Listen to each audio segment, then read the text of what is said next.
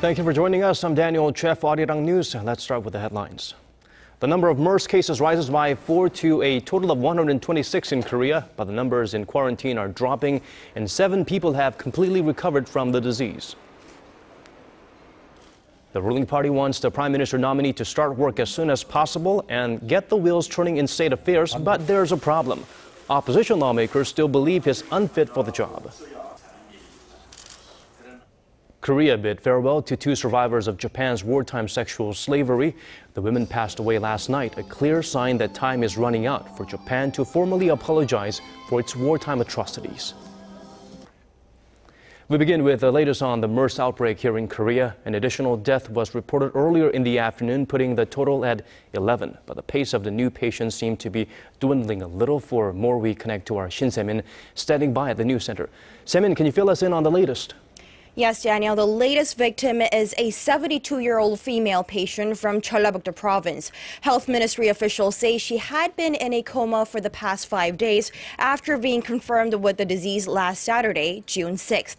It's believed she picked up the virus from a hospital in Pyeongtaek where she spent 8 days. That's the same hospital where the country's first MERS patient was being treated back in mid-May. And as of now, there are some 3,680 in quarantine. And since yesterday, only 4 people have tested positive for MERS virus and 125 are released from quarantine overnight. Looking at the numbers, confirmed and quarantined patients seem to be on a downward trend, suggesting the spread of the virus may be slowing down. Well, finally, we have some positive digits there. Speaking of numbers, has the government released the list of safe hospitals, Se-min? Yes, Daniel, the list came out this afternoon, and the health ministry designated some 87 MERS-free hospitals that they can treat patients with various respiratory diseases, even patients with symptoms similar to MERS. The hospitals will also limit visitors from seeing patients, as their main purpose is to help contain the spread. Now, those facilities will be up and running starting on Monday. The government also launched a MERS hotline for foreigners, so English speakers can access reliable information there. Well, what about schools, Se-min? Are they still refusing to open their doors? Well, as of yesterday, education officials in Gyeonggi-do province said schools can reopen on Monday. Today, Education Minister Hwang Oh-yeol recommended the same to schools in Seoul, as he believed the danger of virus has subsided. His recommendation comes on the heels of the World Health Organization urging schools to, quote, strongly consider resuming classes, as all known transmission have occurred in hospital settings.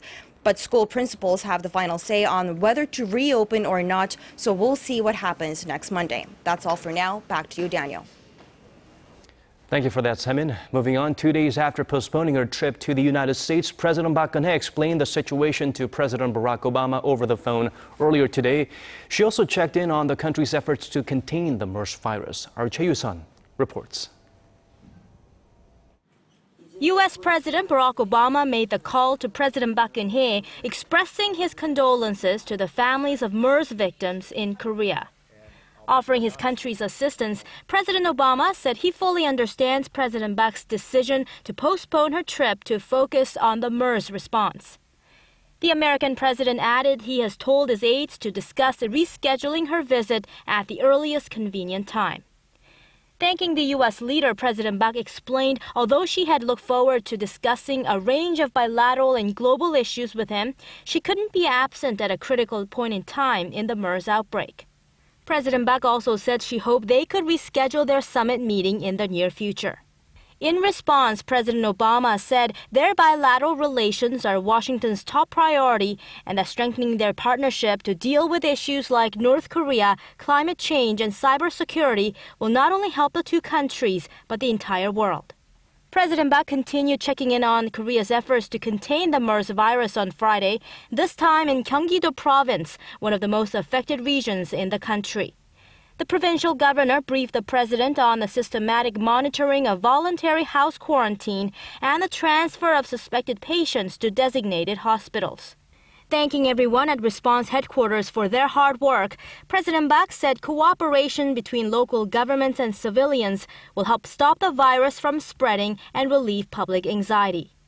Choi Yu-sun, Arirang News.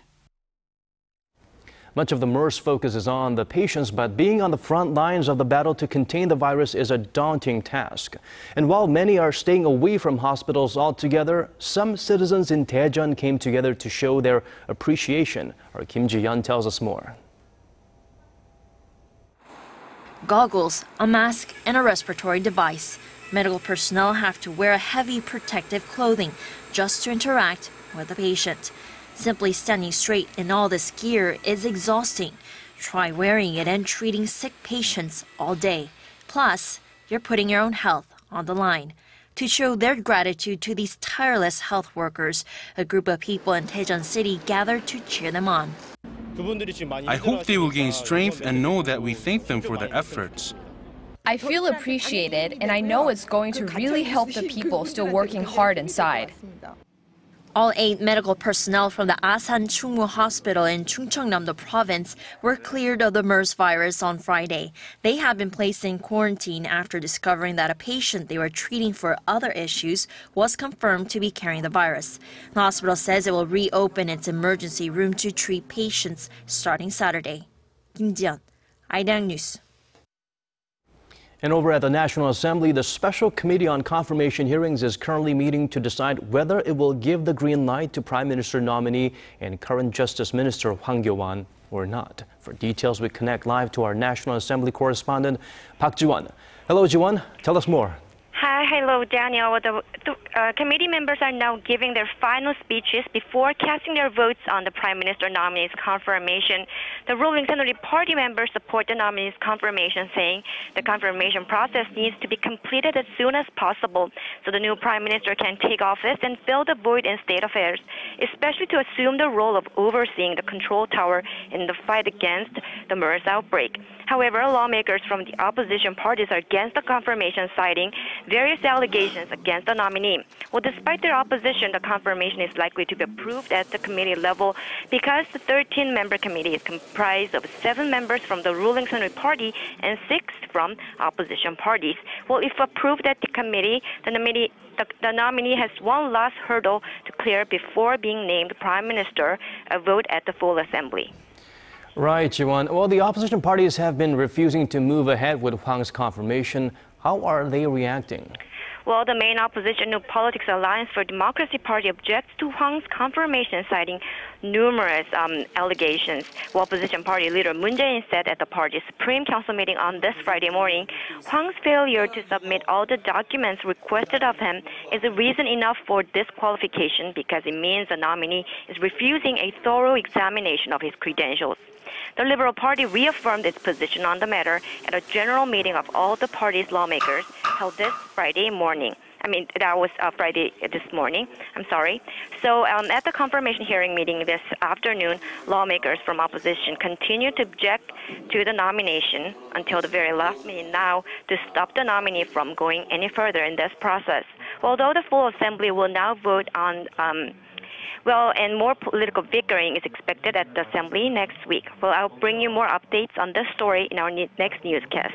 I'm Park Ji-won at the National Assembly in Seoul. Back to you. Well, thank you very much for those updates, Ji-won. Moving on, the revised parliamentary law will be sent to the cabinet next Monday for President Park Geun-hye's approval. National Assembly Speaker Chung Eui-hwa made the decision Friday. However, the president will likely veto the bill unless lawmakers can agree on a change in wording before Monday. The revised law would empower lawmakers to change government ordinance. President Park has strongly opposed the law as the revision could encroach upon the government's executive rights. The rival parties are discussing changes to the wording to ensure it's constitutional, a move suggested by the Assembly Speaker. The main opposition New Politics Alliance for Democracy will have a final opportunity to accept the proposed changes at a general meeting on Monday. At that point, the Assembly Speaker says he'll either send the original or an updated version agreed upon by the parties. Korea's oldest nuclear reactor may soon be shut down as government evaluations show the plant is not safe to run any longer. For more on this report, we turn to our Kwon So-ah. The Kori-1 has served the country for long enough. That's what a panel from Korea's Ministry of Trade, Industry and Energy concluded on Friday. The 580-megawatt light water reactor, the country's first, was built in the southern city of Busan 38 years ago. It's already been operating much longer than its designed lifespan. In 2007, the reactor received a 10-year extension that would keep it running until 2017.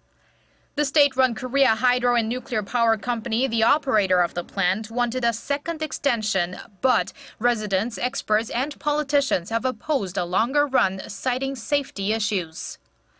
The Kori-1 has racked up a total of 130 accidents and failures, more than any other domestic plant. It's also been closed frequently and has been losing efficiency. Concerns increased after Japan's 2011 Fukushima nuclear disaster. Korea's Energy Minister Yoon Sang-jik said after an Energy Commission meeting Friday that, quote, the permanent shutdown is appropriate for the mid- and long-term development of the nuclear industry. The government will now deliver the recommendation to the nuclear reactor's operator, as the company needs to make its final decision before the set deadline next Thursday. Experts say the decommissioning process could take anywhere between 12 and 60 years, as there are several ways to do it. Minimum estimates put the cost around $537 million. Kwon So-ah, Arirang News. On a more somber note, 2 more Korean victims of Japan's wartime sexual slavery passed away on Thursday night. They died without an apology from the Japanese government for Tokyo's wartime atrocities. Our Hwang Sung-hee reports on how the dwindling number of surviving victims has again highlighted the need for the issue to be resolved once and for all. The deaths of 91-year-old Kim Dae-sun and 81-year-old Kim Wei-hwan leave only 50 surviving comfort women registered with the South Korean government. More than 200,000 women, mostly Koreans, were forced to serve the Japanese military during Japan's colonial rule of Korea in the early 1900s. All their life, the women have waited for a sincere apology and compensation from the Japanese government, but time is running out. The highly emotive issue of the so-called comfort women is the biggest thorn between Korea and Japan. President Park Geun-hye has refused to hold a summit with Prime Minister Shinzo Abe until he apologizes for Tokyo's wartime atrocities. We maintain the position that the two countries must hold talks for establishing sustainable trust, not talks for the sake of holding talks. But the two sides are trying to thaw their frosty relations ahead of the 50th anniversary of the normalization of their diplomatic ties. Seoul's foreign ministry said Thursday that Korea and Japan are reviewing the possibility of a high-level attendance at events to mark the anniversary. For that, Korean Foreign Minister Yoon Byung-se is widely expected to visit Tokyo on June 22nd to attend the celebrations there and hold talks with his Japanese counterpart Fumio Kishida. Hwang Sung-hee, Arirang News. North Korean leader Kim Jongun sent a congratulatory message to Russian President Vladimir Putin earlier today, marking the celebration of Russia's National Day. According to Nodongshinmun, the regime's state media, Kim's message included warm greetings and wishes for Russia's future success. Kim went on to say he believes bilateral ties between North Korea and Russia will grow even stronger this year to reach a new level of friendship. The two allies declared 2015 the year of friendship back in March as they vowed to expand cooperation in political, economic, and cultural sectors. An expert on North Korea says the South Korean government's envisioned reunification plan is nothing more than a pipe dream. He's urging Seoul to consider scaling down its grand plans for a unified Korea. Kim Hyun-bin reports on Gregory Toleraya's views. A Russian expert on North Korean affairs has labeled South Korea's reunification plans unrealistic. Gregory Toleraya, a senior researcher at Russia's Academy of Sciences, says there's hardly any chance of Seoul's three-step unification plan being realized. South Korea's plan is based on North Korea's denuclearization, inter-Korean reconciliation, and fostering international support. Toleraya says the North Korean regime is less likely to collapse now than it was in the 1990s. And even if it did, the chance of it peacefully disbanding and coming under the wing of South Korea are slim to none. The expert says the current political structure in North Korea shouldn't be seen as a dictatorship, but rather as a monarchy, under which another figurehead will take the reins if the Kim family line falls. Toleraya says Seoul needs to consider geopolitical factors and change its all-around approach to the North, while convincing Washington to do the same. Meanwhile, Russia's ambassador to South Korea, Alexander Timonin, said on Thursday that international pressure would not make the regime abandon its nuclear program. He emphasized the issue should be settled through the swift resumption of the six-party talks that aim to denuclearize North Korea in exchange for economic and political aid. The six-party talks, made up of two Koreas, the U.S., China, Japan, and Russia, have been stalled since late 2008. Kim Jongun, Arirang News. Global investors reportedly believe the Asia-Pacific region will yield the best asset returns over the next 5 years. Citing a survey by London-based think tank, the official Monetary and Financial Institutions Forum Xinhua News Agency said more than 40% of respondents believe investors will increase their real estate and infrastructure holdings in the region. The next preferred investment destination by continent was North America, Europe, Africa, and Latin America. The findings were based on the think tank's annual report, which analyzes $29.7 trillion worth of investments by 500 public sector institutions in 180 countries.